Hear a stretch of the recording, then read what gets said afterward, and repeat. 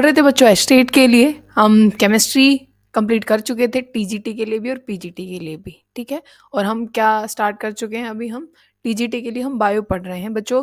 एक चीज़ का आप ध्यान रखेंगे, कई जगह मतलब एक दो वीडियो में छोटी मोटी गलतियां हो जाती हैं, ठीक है, क्योंकि मुझे वापस से चेक करने का टाइम मिलता नहीं है एडिटिंग, क्योंकि उसी दिन वीडियो बनती है उसी दिन डलती है, ठीक है। क्योंकि एक्सपोर्ट होने में आप जानते हैं 1 से 1.5 घंटा आराम से लग जाता है, तो इसी वजह से चेक होती नहीं है कि भाई, क्योंकि मैं लैपटॉप के सामने मुझे बोलना ही है, ठीक है।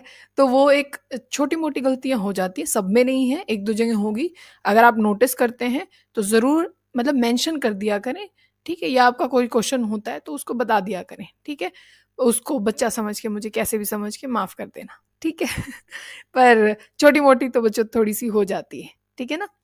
अब देखो, आज हमें पढ़ना है जो बायोटेक्नोलॉजी वाली यूनिट है वो हमें पढ़नी है, ठीक है। तो अब इसमें जो मेन सारी चीजें होंगी वो हम पढ़ेंगे, और आपको क्या करना है, क्योंकि मेरे पास ऐसे टाइम नहीं रहेगा कि मैं हर जगह अंडरलाइन करूंगी। जो मैं पढ़ा रही हूँ यहाँ पे वो चीज आपको, आप पढ़ेंगे और आप चीज देखते जाएंगे कि भाई ये चीज यहाँ से बोली गई है और ये चीज यहाँ से बोली गई है। चाहे आप एनसीईआरटी उठाएं, चाहे आप यहाँ से उठाएं, वो आपकी मर्जी है, ठीक है। इतनी बात आपको समझ में आ गई है। अब देखो, सबसे पहले आपको पता होना चाहिए जीएमओ क्या होता है। जेनेटिकली मॉडिफाइड ऑर्गेनिज्म आप बोलते हैं। पहली बात तो जो जो बायोटेक्नोलॉजी है बच्चों, वो क्यों, मतलब ये सारे प्रोसेसेस क्यों किए जाते हैं या हम इसको पढ़ क्यों रहे हैं, ठीक है। यहाँ पे क्या होता है कि भाई जितने भी आप क्रॉप हैं हमारे पास भाई, या तो हमें उसका फूड इनहेंस करना होगा, या जो इतनी सारी बीमारियां हो जाती हैं उनसे उसको बचाना होगा, या केमिकल हैं जो पेस्टिसाइड हैं उनसे उसको बचाना है, या फिर हमें क्या करना है, जो एफिशिएंसी होती है उस चीज को इंक्रीज करना चाहते हैं, या न्यूट्रिशन वैल्यू हम इंक्रीज करना चाहते हैं। इसी वजह से हम किसका यूज कर रहे हैं, बायोटेक्नोलॉजी का। ये सिर्फ इंट्रोडक्शन थी, अब काम की बातें शुरू हो गई हैं। अपने जो अच्छे से आपका दिमाग है वो खोल लीजिएगा और ध्यान से सुनते जाइएगा, ठीक है। सबसे पहली बात तो आपने बीटी आपको बहुत जगह देखने को मिल जाता है। क्या मिल जाता है? बीटी। इसको क्या बोलते हैं? बेसिलस थ्रियोजेनेसिस। क्या बोलते हैं बच्चों? बेसिलस थ्रियोजेनेसिस। बेसिलस थ्रियोजेनेसिस, साथ में बोलिए बेसिलस थ्रियोजेनेसिस इसको बोला जाता है। अब ये क्या है? स्टेन है एक टाइप से बैक्टीरिया का। और यहाँ पे क्या है बच्चों कि इसमें क्या प्रोड्यूस होता है, एक इंसेक्टिसाइडल प्रोटीन होता है, ठीक है। क्या होता है? एक प्रोटीन होता है जो कि इंसेक्ट को किल करता है। जो बीटी, ये मतलब आप बेसिलस थ्रियोजेनेसिस जिसको बोल रहे हो, इसमें एक इंसेक्टिसाइडल क्या है, प्रोटीन है जो कि इंसेक्ट को किल कर देता है। जैसे आप किस में बात करेंगे, जो बीटल्स हो गई, या मॉस्किटो हो गया, फ्लाई हो गया, टबैको पे जो वर्म्स होते हैं उनको मारने के लिए बीटी का यूज किया जाता है, ठीक है। अब ये क्या होता है, जो बीटी में जो मतलब अपना क्या है, बेसिलस थ्रियोजेनेसिस है, इसमें जो प्रोटीन बन रहा है वो इनएक्टिव होता है। क्या होता है बच्चों? खुद में वो इनएक्टिव होता है, पर जैसे ही वो किसी भी इंसेक्ट के गट में जाता है तो वो एक्टिवेट हो जाता है, क्योंकि इंसेक्ट के गट में क्या होता है, एल्कलाइन मीडियम होता है। एल्कलाइन मतलब बेसिक मीडियम रहेगा, और वहां पे जाते ही वो प्रोटीन एक्टिव हो जाएगा, और उसका जो इंसेक्ट का गट है वो बिल्कुल ब्रस्ट हो जाएगा, वो क्योंकि एक्टिवेट हो जाता है वो वहां पे, और गट जो है वो ब्रस्ट हो जाएगा। यहां से इस लाइन से क्वेश्चन था कि भाई क्या वो मतलब इंसेक्ट के ओवरी में जाता है, ठीक है। मतलब अलग अलग चीजें दे रखी थी, तो ओवरी में नहीं जाता, वो उसके गट में होता है। ये चीज आप ध्यान रखेंगे। और वैसे जो ये प्रोटीन मतलब क्या करते हैं, बनाता है, वो इनएक्टिव होता है, पर इंसेक्ट में जाके वो एक्टिव होता है। ये चीज भी आपको ध्यान रखनी है। क्या ये आपको ध्यान हो गया है, समझ में आ गया है? मतलब सिंपल सी बात थी। मतलब बीटी आपके पास था, इंसेक्टिसाइडल प्रोटीन है, खुद में वो इनएक्टिव होता है, इंसेक्ट के गट में जाते हैं क्योंकि वहां एल्कलाइन मीडियम है, तो वो क्या हो जाता है, एक्टिवेट हो जाता है। और जो वहां पे एपिथेलियल सेल हैं गट की, वहां पे जाता है और वहां स्वेलिंग हो जाती है, मतलब ब्रस्ट हो जाता है, और जो इंसेक्ट है वो खत्म हो जाता है। हमें करना यही था, ठीक है। इतनी बात आपको समझ में आ गई है। तो एक चीज और आपको ध्यान रखनी है, मान लीजिए ऐसे लिखा जाता है कि अगर बड़े शब्दों में लिखा जाता है, जैसे क्राई लिखा गया है तो ये एक प्रोटीन है, सी बड़ा है तो ये एक प्रोटीन है। अगर छोटा लिखा गया है क्राई को, ठीक है, तो वो क्या हो जाते हैं, वो जीन हो जाते हैं और ये प्रोटीन होते हैं, अगर बड़ा लिखा जाता है तो, ठीक है। अब ये कॉटन प्लांट में डाला जाता है, जैसे बीटी कॉटन बनाया गया था, प्लांट्स का मतलब आप हाइब्रिड बना देते ना, तो क्या बना दिया गया था, बीटी कॉटन। मतलब कॉटन के प्लांट में क्या डाल दिया गया था, बीटी, मतलब जो आप बैक्टीरिया की जिसकी हम बात कर रहे थे, जिससे क्या है ये इंसेक्टिसाइडल प्रोटीन है, उसका जीन निकाला गया और कॉटन में डाल दिया गया।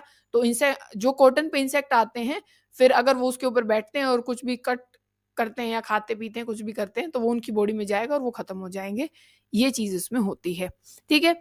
और उससे मतलब और भी चीज़ें होती हैं भाई, क्राई 1 एसी होता है। ये चीज़ आपको याद करने की ज़रूरत नहीं है कि भाई ये जो कॉटन पे जो वर्म होते हैं उसको ख़त्म करने के लिए काम आता है, ठीक है। ये चीज़ आपको समझ में आ गई होगी। फिर क्या है बच्चों, आपको डायबिटीज़ के लिए पढ़ना है। डायबिटीज़ क्या है? डायबिटिक पेशेंट जो होते हैं उनको इंसुलिन की ज़रूरत पड़ती है। ध्यान से सुनते जाइएगा। बच्चे क्या करते हैं कि भाई टीजीटी, बच्चों टीजीटी के एक बार क्वेश्चन तो उठा के देखो ना। एक-एक जो मतलब एक क्वेश्चन दे देंगे उसमें 4 ऑप्शन दे रखे हैं। एक भी ऑप्शन नहीं आएगा तो ठीक कैसे करोगे? है ना? तो थोड़ा-सा ध्यान से और थोड़ी-सी शांति बनाए रखेंगे तो अच्छा हो जाएगा, ठीक है ना? अब देखो इंसुलिन क्या है? लार्ज अमाउंट में चाहिए होता है। तो क्या किया जाता है कि भई जो बहुत सारे ऑर्गेनिज़्म हैं या जो कैटल्स हैं या पिग है मोस्टली, उनके पैनक्रियाज से इंसुलिन को एक्सट्रैक्ट किया जाता है और ह्यूमन में इंजेक्ट किया जाता है। तो बहुत बार क्या पाया गया कि भई ह्यूमन में उसका क्या हो गया, इन्फेक्शन क्रिएट हो गया है। तो वो मतलब एक प्रॉब्लम क्रिएट हो गई कि भई पहले तो और किसी ऑर्गेनिज़्म के पैनक्रियाज से इंसुलिन निकालते थे और ह्यूमन में डाल देते थे। पर अब उसको क्या है भई मतलब आपको बाहर ही बनाना पड़ेगा। तो क्या किया जाता है भई, इंसुलिन को एक प्रो इंसुलिन बनाया जाता है, फिर इंसुलिन बनाया जाता है मैच्योर इंसुलिन जिसको बोलते हैं। मतलब ए, बी, सी 3 टाइप की वहाँ पे पॉलीपेप्टाइड होती है। ए, बी, सी प्री वाले में, प्री जो प्रो इंसुलिन होता है उसमें 3 होती हैं, ए, बी, सी होता है। और जो प्रो इंसुलिन होता है बच्चों, या चाहे अपना मैच्योर इंसुलिन है, उसमें डाइसल्फाइड बॉन्डिंग होती है। क्या होती है? डाइसल्फाइड बॉन्डिंग्स वहाँ पे होती हैं और यही अपने मैच्योर वाले इंसुलिन में भी होती हैं, ठीक है। पर मैच्योर वाले में सी वाला जो पॉलीपेप्टाइड है वो नहीं होता। क्या किया जाता है बच्चों, ए पॉलीपेप्टाइड चेन को तो अलग बना लेते हैं, बी पॉलीपेप्टाइड चेन को अलग बना लेते हैं, फिर इनको सेपरेटली जोड़ देंगे। मतलब एक कंटेनर में तो ए वाली चेन बना ली, दूसरे कंटेनर में बी वाली चेन बना ली, फिर उनको आपस में जोड़ देंगे और कौन सी डाइसल्फाइड बॉन्डिंग होगी, क्या बन जाएगा, फिर यहाँ पे इंसुलिन बन जाएगा और जहां भी बॉडी में इंजेक्ट करना है वहां पे कर दीजिए, ठीक है ना। और ये पहले कंपनी किसने बनाया था? ये अमेरिकन कंपनी थी एली लिली, वहां से इसको बनाया गया था, ठीक है ना। आपको 2-3 चीजें याद रखनी होती हैं कि एक तो वेक्टर आप चीज जानते होंगे। वेक्टर क्या होता है बच्चों? जो क्या करता है, ट्रांसफर करता है किसी चीज का। हम कहते हैं मान लीजिए भाई मेरे पास कोई सामान है और मुझे आप तक पहुंचाना है, तो जो चीज वो पहुंचाने का काम कर रही है वो वेक्टर होता है। वो क्या होता है बच्चों? वेक्टर होता है। जैसे आप मलेरिया डिजीज पढ़ते हो, उसमें जो इंसेक्ट मतलब अपना मॉस्किटो है वो एक वेक्टर के जैसे बिहेव करता है, ठीक है तो बीमारी प्लाज्मोडियम की ना, पर उसको लेके कौन जा रहा है? मॉस्किटो लेके जा रहा है, तो वो वेक्टर है। तो ऐसे एक प्लाज्मिड होता है। प्लाज्मिड जैसे बैक्टीरिया में एक डीएनए होता है बच्चों, जो अपनी मतलब क्या करता है, अपनी रेप्लिकेशन डबल स्टैंडर्ड में ही होता है। अपना क्या आप जानते हो ना, डीएनए डबल स्टैंडर्ड होता है, वही चीज मैंने बोली है। तो वो अपनी रेप्लिकेशन सब कुछ कर लेता है। तो जो इंसेक्ट कह रहे हैं, बैक्टीरिया में जो आपको डीएनए देखने को मिलता है, वो आप उसको क्या बोल देते हो भाई? प्लाज्मिड बोल देते हो। और वो भाई डबल स्टैंडर्ड होगा, अपनी कॉपीज जो है वो क्या बना लेता है? खुद से बना लेता है, ठीक है। इतनी बात समझ में आ गई। और इसी में ही एक होता है कोस्मिड बच्चों। ये वेक्टर हैं और डीएनए के वेक्टर हैं, प्लाज्मिड भी और कौन सा बच्चों? कोस्मिड भी। कोस्मिड में क्या होता है कि ये कोस्मिड प्लाज्मिड से ही बना हुआ होता है, पर उसमें कोस नाम का अलग से जीन और ये डाल दिया जाता है। कोस्मिड बोला ना, पहली बात तो डीएनए वेक्टर है, डीएनए को पहुंचाने के लिए मतलब काम आते हैं, किसी दूसरे ऑर्गेनिज्म में ट्रांसफर करने के लिए। और उसमें कोस नाम के जो अलग से प्रोटीन या जीन जो होते हैं वो उसमें डाल दिए जाते हैं, ठीक है। इतनी बात आपको मतलब समझ में आ गई होगी, ठीक है। कोई परेशानी तो नहीं है ना इस बात में? तो अब हम बात करेंगे कि भाई जो आपके पास क्या होता है कि इंसुलिन का तो हमें समझ में आ गया, या फिर आपको प्लाज्मिड आपको ध्यान रखना है और एक आपको क्या रखना है? कोस्मिड ध्यान रखना है। फिर आपको एडीए के बारे में ध्यान रखना है बच्चों। एडीए क्या होता है? एडीए इसको बोलते हैं एडिनोसाइन डी एमिनेज। एडिनोसाइन डी एमिनेज, इसमें क्या होता है बच्चों? अगर ये एंजाइम नहीं होता ना, तो इसमें अपनी जो आरबीसी है उसकी फॉर्मेशन नहीं हो पाती। अगर इसकी डेफिशिएंसी होती है तो इसमें आरबीसी नहीं बन पाती हैं। तो कईयों में ये चीज प्रॉब्लम होती है कि भाई अपनी जो बोन मैरो है ना वो बनाती है, कौन सी? किसको? आरबीसीज को बनाती है। तो जिसको ऐसी प्रॉब्लम आती है भाई बोन मैरो नहीं है या फिर बाहर से या आरबीसी नहीं बन रही है, तो बाहर से एडीए एंजाइम डाला जाता है। बाहर से एडीए एंजाइम डाला जाएगा, फिर वही उनकी सेल पर ये एक मतलब इंजेक्शन तो अगर कोई चीज़ लग रहा है तो वो एक रेगुलर टाइम पीरियड में लगवाना पड़ेगा भाई। 1 महीने में सेल खत्म हो जाएँगी, 2 में, क्योंकि सेल परमानेंट तो नहीं रहती ना, हर सेल का एक टाइम पीरियड है। हर सेल का क्या है, एक टाइम पीरियड है। तो जीन थेरेपी भी आप मतलब करवा लेते हैं। जीन थेरेपी में क्या होता है कि भाई सेल ली कोई भी, और उसमें एडी एंजाइम का जो प्रोटीन है वो जीन इसमें डाल दिया गया, ठीक है? वो इसमें डाल दिया, ठीक है भाई, एडी एंजाइम अब बन जाएगा, पर ये सेल तो कुछ समय बाद खत्म हो जाएगी ना बच्चों। तो इसका सिर्फ एक ही इलाज है परमानेंट। अगर एडीए की किसी में कमी है तो परमानेंट इलाज तो इसका है नहीं, वो सिर्फ एम्ब्रियोनिक स्टेज में हो सकता है। तब बिल्कुल जो बच्चा है वो पेट में होता है तभी इसका इलाज हो सकता है, तब एडीए एंजाइम बाहर से डाला जा सकता है, अदरवाइज तो नहीं डाला जा सकता। मतलब अगर किसी को है तो परमानेंट इलाज इसका नहीं किया जा सकता।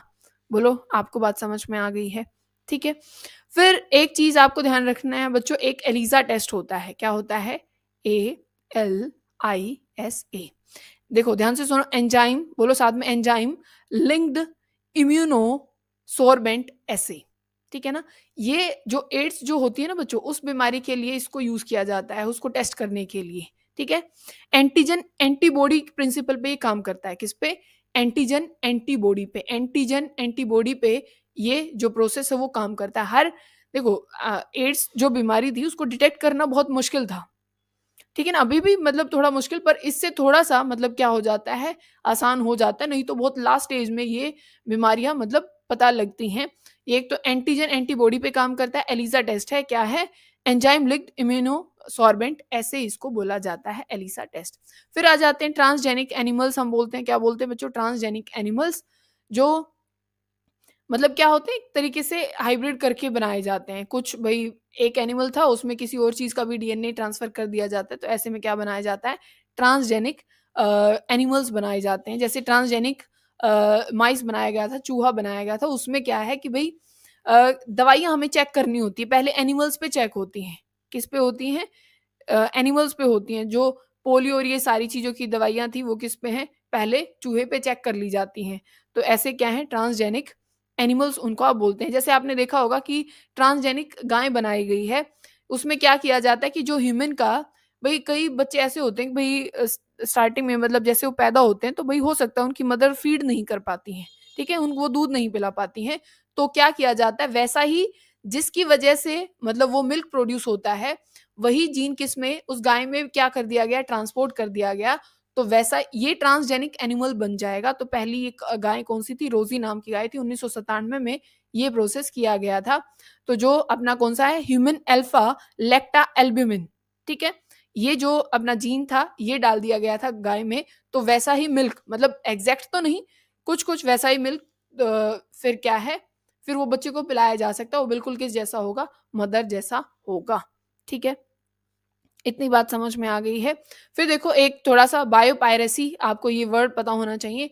बायोपायरेसी मतलब कि जो अ, एक किस्म से चोरी जो होती है ना, बायोलॉजिकली जो चोरी होती है, पायरेसी, उसको बायोपायरेसी बोलते हैं। कैसे? जैसे जो चावल था भाई बासमती, वो भारत का था, पर उसके पेटेंट दर्ज करा लिए यूएसए ने कि भाई ये हमारे हैं, हमारे में मतलब इसका जीन और सब कुछ।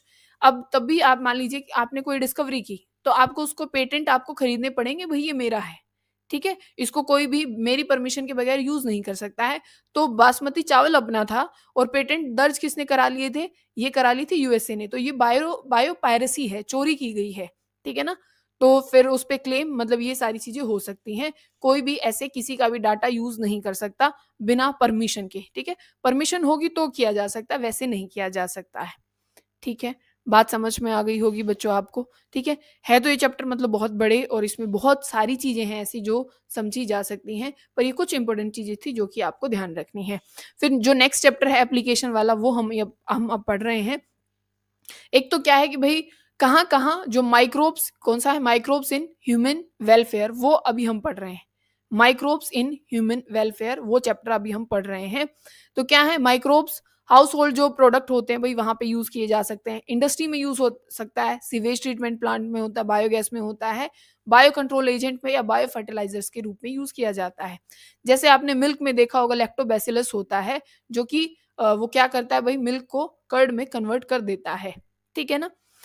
इतनी बात समझ में आ गई। तो ये हम क्या करते हैं भाई, लैक्टोबैसिलस है, ये एंजाइम हम क्या है यूज कर सकते हैं कि कोएगुलेट कर कोएगुलेशन तो होती है, तब मिल्क से क्या बनता है बच्चों, कर्ड बनता है। और इन्हीं से हम क्या कर सकते हैं, इंक्रीज करते हैं विटामिन B12 को, किसमें, दही और दही बनाते हुए, मतलब लैक्टोबैसिलस का यूज करके। फिर आपने देखा होगा कि भाई आटा बनाया जाता है, एक तो डोसा और इडली का, किसका बच्चों, डोसा और इडली का जो बनाया जाता है, और एक ब्रेड के लिए जो तैयार किया जाता है। ब्रेड का जो होता है उसको फर्मेंटेशन दोनों में की जाती है, पर डोसा और इडली में क्या होता है, ये बैक्टीरिया के थ्रू किया जाता है। और जो ब्रेड में जो होता है, ब्रेड के लिए जो आटा बनता है वो फंगस से होता है, यीस्ट से होता है, किससे होता है, यीस्ट से। और जो डोसा इडली का होता है वो किससे होता है बच्चों, बैक्टीरिया से होता है। ये किससे होता है, यीस्ट से, मतलब फंगी से ये होता है। ठीक है ना, ये चीज आप ध्यान रखेंगे, बात समझ में आ गई होगी। और ये आटा मतलब वो कौन सा होगा, सैक्रोमाइसिस सर्वेसिया नाम से, वो मतलब आपके पास क्या है, यीस्ट है, कौन सी, माइसिया, सॉरी क्या बोल रही हूँ मैं भी, सैक्रोमाइसिस सर्वेसिया। ठीक है, सैक्रोमाइसिस सर्वेसिया उसको हम बोलते हैं। ठीक है, फिर आपने देखा होगा टोडी नाम की आपने एक ड्रिंक सुनी होगी, जो कि पाम ट्री जो होता है उससे मिलती है, साउथ इंडियन ये ड्रिंक है, और ये भी फर्मेंटेशन के थ्रू बनाई जाती है। टोडी पाम ट्री से बनती है, साउथ इंडियन क्या है, एक ड्रिंक है। फिर आप चीज देखते हैं, चीज भी क्या है बच्चों, चीज तो समझते हैं हम सब, ये क्या है कि ये फर्मेंटेशन के थ्रू बनाया जाता है माइक्रोब्स का यूज करके। फिर वो कौन सा है, स्विस चीज होता है, जो कि आपने कार्टून्स में देखा होगा, भाई ऐसे एक चीज है जिसमें बहुत बड़े बड़े पोर्स आपने देखे होंगे बहुत ज्यादा, क्योंकि उसमें लार्ज अमाउंट ऑफ CO2 बाहर निकलती है। ठीक है, बात समझ में आ गई ना। तो वो कौन सा, मतलब किस बैक्टीरिया के थ्रू ऐसा होता है, प्रोप आइनो बैक्टीरियम सरमानी। ठीक है ना, इस बैक्टीरिया के थ्रू ऐसा होता है। ठीक है, क्या बोला मैंने, प्रोप आइनी बैक्टीरिया सरमानी के थ्रू ऐसा होता है। ठीक है, ये क्या है, स्विस चीज जिसको हम बोलते हैं, जैसा आपने टॉम एंड जेरी में भी देखा होगा, वो उनका चीज जो होता है उसमें काफी बड़े बड़े ऐसे पोर्स प्रेजेंट होते हैं। फिर आपको क्या पता होना चाहिए कि जो अल्कोहलिक जो ड्रिंक बनती है बच्चों, क्या है, जो अल्कोहलिक जो ड्रिंक बनती हैं उसमें एक में तो डिस्टिलेशन होती है, एक में तो डिस्टिलेशन होती है और एक में डिस्टिलेशन नहीं होती है। क्या है, डिस्टिलेशन नहीं होती है। डिस्टिलेशन नहीं होती वो कौन से हैं, एक तो वाइन और बियर है। वाइन और बियर बनाते हुए डिस्टिलेशन प्रोसेस नहीं किया जाता है, और किस में किया जाता है, विस्की में, रम में और ब्रांडी में, इनमें डिस्टिलेशन प्रोसेस किया जाता है। तभी आप समझ सकते हैं कि भाई एक एक्स्ट्रा प्रोसेस हो रहा है तो ये महंगी होती हैं, विस्की भी, रम भी और ब्रांडी भी। और वाइन और बियर आप बहुत कॉमन सुनते हैं, सारी जगह आपको मिल जाती हैं। ठीक है, इतनी बात समझ में आ गई। फिर अभी जो बोला था कि भाई जो यीस्ट है, यीस्ट कौन सी वाली हमने बोला था, ये बेवरेजेस हैं सारी जो पीने में काम आती हैं। यीस्ट जो है मतलब फंगस जो है, और उसमें भी कौन सी, सैक्रोमाइसिस सर्वेसिया, कौन सी, सैक्रोमाइसिस सर्वेसिया जो है वो क्या करती है बच्चों, आप एक तो बेकिंग के लिए यूज करते हैं जो कि ब्रेड में हमने बोला। ठीक है ना, एक क्या है, ब्रीवर यीस्ट आप बोलते हो, क्या है, ब्रीवर्स यीस्ट, जो कि जो ये बियर और सब कुछ, ठीक है, उसके लिए ये काम आती हैं। वाइन, विस्की, ब्रांडी, रम जो कुछ भी है उसमें ये काम आती हैं। फिर क्या है बच्चों, जो एंटीबायोटिक्स हैं, मतलब किसी माइक्रोब को खत्म करने के लिए जो चीज यूज की जाती है, जैसे अलेक्जेंडर फ्लेमिंग ने क्या है बच्चों, पेनिसिलिन बनाई थी। क्या बनाई थी, पेनिसिलिन बनाई थी, जिससे आप क्या उसको एंटीबायोटिक ही तो बोलते हो ना, है ना। तो पेनिसिलिन बनाई गई थी जो कि बैक्टीरिया पे काम करती है, बैक्टीरिया को वो ग्रो नहीं होने देती। और एक रैंडम क्या थी, एक डिस्कवरी हुई थी पेनिसिलिन, अलेक्जेंडर फ्लेमिंग ने, और ये वर्ल्ड वॉर 2 के दौरान यूज की गई थी, अमेरिकन सोल्जर्स के लिए इसका यूज किया गया था। ठीक है, इतनी बात समझ में आती है। अभी जो नाम बोला था सैक्रोमाइसिस सर्वेसिया, आप बोल सकते हो ना कि अल्कोहल बनाने में यूज होता है, ये सारा सब कुछ बताया, तो ये वाइन, ब्रांडी सब कुछ ये किस में यूज हो जाएगा, सैक्रोमाइसिस सर्वेसिया। ये एक तरीके की फंगस है, यीस्ट आप बोल रहे हैं, प्रोडक्शन ऑफ अल्कोहल में काम आता है। ठीक है, बोलो समझ में आई कि नहीं आई। फिर आपको कुछ याद रखना है, जैसे लाइपेजेस हैं, लाइपेजेस ये ऑयल स्टेन को खत्म करने के लिए काम आते हैं। फिर है एक तो स्ट्रेप्टोकाइनेज बच्चों, क्या है, साथ में बोलो, स्ट्रेप्टोकाइनेज, काइनेज, स्ट्रेप्टोकाइनेज, ये किसके काम आता है बच्चों, जो क्लोट बन जाते हैं ना हमारी बॉडी के अंदर, मतलब ब्लड के जो क्लोट बन जाते हैं उसको खत्म करने का ये काम करते हैं, कि हार्ट अटैक से रोकता है, कौन सा, स्ट्रेप्टोकाइनेज ऐसा करता है। ठीक है ना। फिर है आपके पास जो साइक्लोस्पोरिन। ठीक है, लिखो, एक मिनट बच्चों, साइक्लो साइक्लोस्पोरिन। ठीक है। ये क्या करता है, जो इम्यून सिस्टम है ना उसको सप्रेस करने का काम करता है। ये कब यूज किया जाता है, तब ऑर्गन ट्रांसप्लांट की जाती है ना बच्चों। अब मान लीजिए कोई ऑर्गेनिज्म है, उसमें दूसरे किसी भी बॉडी का ऑर्गन उसमें लगाया जा रहा है, तो अपनी बॉडी किसी भी चीज को बहुत जल्दी से एक्सेप्ट नहीं करती है, नहीं तो फिर वो बहुत ज्यादा एक्टिवेट हो जाएगी, हाइपर एक्टिवेट हो जाएगी और शायद उसको एक्सेप्ट नहीं करेगी। तो क्या किया जाता है, उसको एक स्प्रेस कर दिया जाता है इम्यून सिस्टम को, तो वहां यूज किया जाता है ये। ठीक है ना, बोलो समझ में आ गया। फिर क्या है, स्टेटिन्स आप यूज करते हैं, ये जो आप कोलेस्ट्रॉल होता है ना उसको रिड्यूस करने का काम करता है।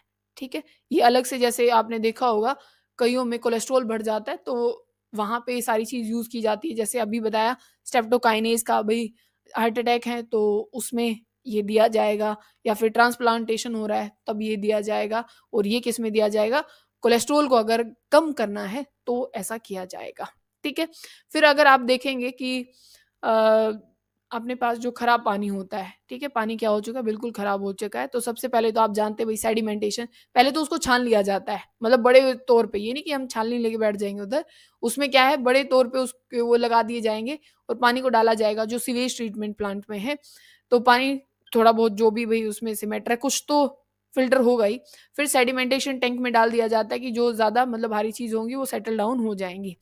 फिर क्या है, सेटिंग टैंक्स होते हैं जिसमें जो सॉलिड वेस्ट हैं, फिकस जो मैटर है सब कुछ है उस पे काम किया जाता है। फिर क्या आ जाता है बच्चों, एरिएशन टैंक आ जाता है जिसमें आप जानते हैं एरोबिक माइक्रोब्स डाले जाते हैं। ठीक है, एरोबिक माइक्रोब्स मतलब क्या वो करेंगे, एक तो क्या करने वाले हैं बच्चों, एरोबिक है पहली बात तो भाई ऑक्सीजन ले करके क्या करेंगे, किसी चीज को डिकम्पोज करेंगे, क्योंकि सीवेज है तो वहां पे बहुत सारा ऑर्गेनिक मैटर होगा। क्या होगा, ऑर्गेनिक मैटर होगा, तो वो मतलब क्या करेंगे, जो बीओडी है पहली बात तो, क्योंकि जितने भी क्या होते हैं ऑर्गेनिज्म होते हैं ऑक्सीजन का यूज करते हैं रेस्पिरेशन के लिए, तो ऑक्सीजन जो बायोलॉजिकल ऑक्सीजन डिमांड है वो यहाँ पे, क्योंकि ये जो ऑर्गेनिज्म हमने डाले हैं एरोबिक माइक्रोब्स वो इसको डाइजेस्ट करना शुरू कर देते हैं, और अगर ऑर्गेनिक मैटर यहाँ से खत्म हो जाएगा तो जो बायोलॉजिकल ऑक्सीजन डिमांड है वो भी क्या हो जाएगी बच्चों, यहाँ पे घट जाएगी। ठीक है ना, और ये फिर सारा जो चाहे उसमें अपना एरोबिक माइक्रोब्स आ गए हों और जो अपना डाइजेस्टेड जो ऑर्गेनिक मैटर है फ्लोक जिसको आप बोलते हो, वो सब कुछ मिलके क्या बन जाता है, एक्टिवेटेड स्लज बन जाता है। ठीक है, फिर बायोगैस के बारे में आपको पता होना चाहिए, मिक्सचर होता है बहुत सारी गैसेस का जिसमें मेन गैस कौन रहती है, CH4 रहती है। जैसे आपने देखा होगा कि रूमिनेंट्स क्या होते हैं बच्चों, जो घास खाने वाले ऑर्गेनिज्म होते हैं, वहां पे उनके रूमिन में उनके गट में क्या प्रेजेंट होता है, मिथेनो बैक्टीरिया प्रेजेंट होता है। क्या होता है, मिथेनो बैक्टीरिया, जो कि उसके ऊपर, क्योंकि आप देखते हो ना कि जो उनका एक्सक्रीटा होता है उसमें काफी ज्यादा स्मेल आ रही होती है, क्योंकि वहां पे वो बैक्टीरिया होता है वो उसको डाइजेस्ट कर रहा होता है, जिसकी वजह से CH4 और ये सारी गैसेस बाहर निकल रही होती हैं, जिसकी वजह से इतनी खतरनाक स्मेल आती है। ठीक है, फिर जो बायोलॉजिकल बायो कंट्रोल जो एजेंट्स हैं, जितने माइक्रोब्स हैं वो बायो कंट्रोल एजेंट्स के जैसे काम करते हैं। हम पेस्टिसाइड और ये सब कुछ ना डाल करके हम जा रहे हैं भाई, कोई अपने ऑर्गेनिज्म ही ऐसा दिख जाए, ठीक है ना, जैसे आपने देखा होगा या सुना होगा कि भाई जो गंदे तब पानी खड़ा हो जाता है तो वहां पे मलेरिया का जो लार्वा होता है वो बहुत ज्यादा, प्लाज्मोडियम जो है वो बहुत ज्यादा ग्रो करना शुरू कर देता है। तो या तो भाई हम स्प्रे करें, कोई केमिकल डालने, बहुत कुछ करना पड़ता है, पर नेचुरल एजेंट्स भी होते हैं जो अपने आप इसको खत्म कर देंगे। जैसे अगर ऐसी जगह पे गैम्बूज नाम की फिश डाल दी जाती है तो वो सारे जो प्लाज्मोडियम का लार्वा सब कुछ है उसको अपने आप खा जाती है, मतलब जो भी वहां पे चीजें उन सबको वो ग्रो होने ही नहीं देती। तो ये नेचुरल जो सारा सिस्टम है उसके लिए हम बात कर रहे हैं। जैसे सबसे पहले तो इंसेक्ट की अगर बात की जाए, किसकी बात की जाए बच्चों, इंसेक्ट की, जिसमें क्या आ जाती हैं, जो बीटल आ जाती हैं, या फिर लेडी बर्ड आ जाती है, या फिर ड्रैगन फ्लाइज आ जाती हैं। वो किसको कंट्रोल करने का काम करती हैं, वो मॉस्किटोज को खा जाती हैं। किसको खा जाती हैं, मॉस्किटोज को या एफिड्स को खा जाती हैं, तो उनको कंट्रोल करने का ये मतलब काम किया जाता है। फिर बात आती है बैक्टीरिया की, बैक्टीरिया में बैसिलस थ्रियोजेनेसिस है जो कि किसको कंट्रोल करने का काम करता है, बीटी तो आपको ध्यान रहता ही ना, अभी पढ़ा है भी था हमने, उसमें क्या है वो कंट्रोल करती है जो बटरफ्लाइज हैं, कैटरपिलर है, उनको। फिर बात आती है वायरस की बच्चों, वायरस क्या करता है कि इंसेक्ट और जो अर्थ्रोपोडा है, मतलब जो जितने भी इंसेक्ट हैं उसको कंट्रोल करने का काम करता है। ठीक है ना, बैक्यूलो वायरस उसमें आता है मेनली। कौन सा आता है? बैक्यूलो वायरस, ठीक है। फिर अपने पास फंगस आ जाती है, जिसमें क्या है कि भाई आप बहुत सारे जो प्लांट्स हैं, ठीक है ना, उसमें जितने पैथोजेंस हैं उसको खत्म करने का काम करती है, ठीक है। जिसमें ट्रिकोडर्मा, ट्रिकेनेटोडर्मा, बहुत सारी अलग अलग होती है। ये चीज़ आप मत याद करना, जो अभी आपको जो मेन चीज़ें हैं वो तो आपको समझ में आ ही रही होंगी, क्या चीज़ आपको याद करनी है और क्या याद नहीं करनी है, ठीक है। अब हम क्या बात कर रहे हैं, जो बायो फर्टिलाइजर्स हैं, ये चीज़ आपको ध्यान रखनी है। क्या है? माइक्रोब्स एज बायो फर्टिलाइजर्स, जैसे बैक्टीरिया है, फंगी है, ये सब कुछ बायो फर्टिलाइजर के जैसे यूज किए जाते हैं। जैसे कौन कौन बच्चों? एक तो होता है फ्री लिविंग, जो किसी के साथ नहीं होता। बायो फर्टिलाइजर्स की बात की जा रही है, ध्यान रखिएगा।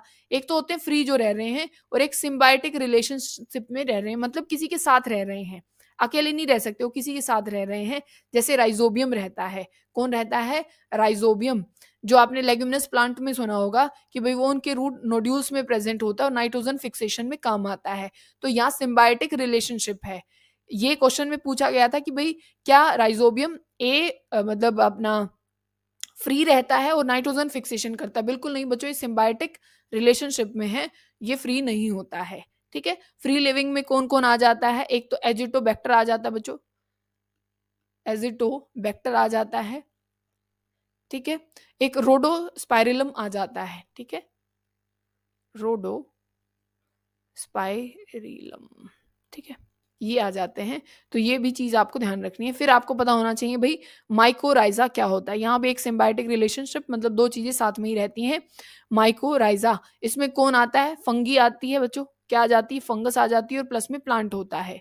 क्या होता है? प्लांट होता है। जो अपने पास क्या होते हैं, लेग्यूमिनस प्लांट है, उसी में ही फंगस क्या करती है? यहाँ पे फॉस्फोरस प्रोवाइड कराती है, या टॉलरेंस करती है किसके लिए? जो नमक बहुत सारा हो जाता है, मतलब सॉल्टी नेचर हो जाता है सॉइल का, उसके लिए, या फिर बाढ़ आ जाती है उस पानी को कंट्रोल करने के लिए। और फिर प्लांट फंगस को क्या देता है उसके बदले? क्योंकि फंगी अपना खाना खुद नहीं बना सकती, तो वो एक तो प्रोटेक्शन देता है प्लांट फंगस को, और दूसरा उसको क्या देता है? फूड प्रोवाइड कराता है, ठीक है। कई ये पूछा गया था भाई पैडी जो अपनी क्रॉप होती है उसमें किस चीज का यूज किया जाता है? भाई उसको क्या करने के लिए? उसकी जो ग्रोथ है उस चीज को बढ़ाने के लिए वहां कौन ब्लू ग्रीन एल्गी यूज की जाती है बच्चों, या फिर आप उसको क्या बोलते हो? साइनोबैक्टीरिया, जिसमें कौन आ जाते हैं? एनाबेना आ जाती है, एनाबेना आप लिख लेना बच्चों। फिर नॉन स्टोक आ जाता है, ये दो आपको याद रखने हैं। पैडी प्लांट में कौन कौन है? साइनोबैक्टीरिया है या फिर ब्लू ग्रीन एल्गी है, ये यूज किए जाते हैं, ठीक है। बोलो। और बैक्टीरिया भी अलग अलग होते हैं। जैसे आप जो प्लाज्मिड की अभी बात समझाई थी ना बच्चों आपको, किसकी? प्लाज्मिड की। प्लाज्मिड में इसको टीआई प्लाज्मिड भी बोला जाता है, ठीक है। इसमें क्या किया जाता है कि भाई एक बैक्टीरियम होता है। क्या है? एग्रोबैक्टीरियम। एग्रो का मतलब वो प्लांट में कोई बैक्टीरियम उसका यूज किया जा रहा है, मतलब एज अ वेक्टर। तो क्या वहां पे भाई टीआई प्लाज्मिड का यूज किया जाएगा? बिल्कुल। जो इनका रिलेशन आप में मतलब आपस में है, एग्रोबैक्टम का और किसका? प्लाज्मिड का, ठीक है। इनका आपस में क्या रहता है? रिलेशन रहता है कि जो ये एग्रोबैक्टीरियम बनाया जाता है बच्चों, एग्रो मतलब प्लांट में जो बैक्टीरियम डाला जाता है उसमें वेक्टर कौन बनता है? प्लाज्मिड ही बनता है, ठीक है। फिर कोस्मिड के लिए एक बात बोली गई थी, ये पेपर के क्वेश्चन है। कोस्मिड के लिए कि भाई ये एक डीएनए वेक्टर है कि नहीं है? तो कोस्मिड एक डीएनए वेक्टर ही होता है। फिर राइजोबियम का जैसे मैंने बताया, उन्होंने बोला था कि भाई ये एसिम्बायोटिक हैं और एंटू फिक्सर हैं। बिल्कुल नहीं बच्चों, ये सिम्बायोटिक हैं, और एंटू फिक्सेशन तो ये करते ही करते हैं, ठीक है। आपको बात समझ में आ गई? यहाँ पे माइक्रोब्स वाला हमने देख लिया, ठीक है। और हमने कौन सा चैप्टर देख लिया है? जो बायोटेक्नोलॉजी है वो हमने यहाँ पे देख लिया है, ठीक है। मतलब जो अपनी बायोटेक्नोलॉजी वाली यूनिट थी ना वो भी हो गई, और जो माइक्रोब्स वाला चैप्टर था वो भी यहाँ पे कवर हो गया। 3 चैप्टर यहाँ पे कवर हो गए हैं, ठीक है।